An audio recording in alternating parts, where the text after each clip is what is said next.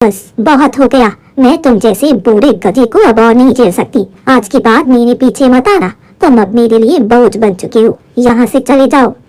फिर देवकी वहाँ से आगे बढ़ जाती है। बूढ़े गधे की आंखों से लगातार आंसू बहने लगते हैं। वो लड़खड़ाते हुए एक कदम आगे बढ़ाने की कोशिश करता है, लेकिन वही जमीन पर गिर पड़ता है। देवकी मुड़कर उसकी ओर देखती है। ऐसे ही पड़ी रहो। आज के बाद फिर कभी मेरे पीछे मत आना। तुम मेरे लिए सिर्फ बोझ बन गए हो। तुम्हारी वजह से मेरी पूरी जिंदगी बर्बाद हो गई। फिर देवकी घने जंगल की ओर चली जाती है। बूढ़े गधे की आंखों से लगातार आंसू बहते रहे। देखते ही देखते पूरा दिन बीत जाता है।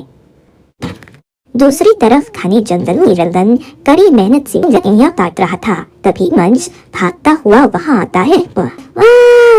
रतन, अरे रतन, अरे भाई तू यहाँ लकड़ियां काट रहा है? बबे गाँव से इतने दूर? तुझे गाँव छोड़े पूरे 2 साल हो गए। हाँ, तुझे पता है कि तेरे पिता की तबीयत कितनी खराब है, और अपनी जवान बेटे को इस तरह से घर पर अकेला कैसे छोड़ सकता है भाई? तो अरे क्या बताओ भाई, तुम तो जानते हो कि जंगल में बाढ़ आने से सारे पेड़ पौधे सूख गए हैं। अब वहाँ लकड़ियाँ बची ही नहीं है, जो थोड़ी बहुत है भी सुगीली हो गई। तूने कोई खरीदता नहीं।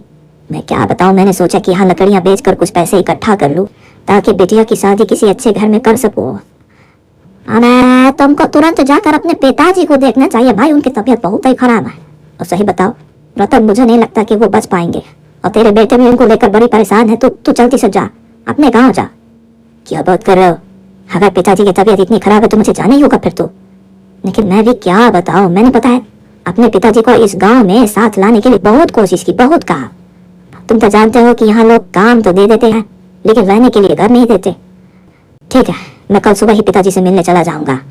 अरे भाई, कल सुबह तक बहुत देर हो जाएगी। तेरे पिता आखिरी सांसें गिन रहे हैं और तू सुबह का इंतजार कर रहा है।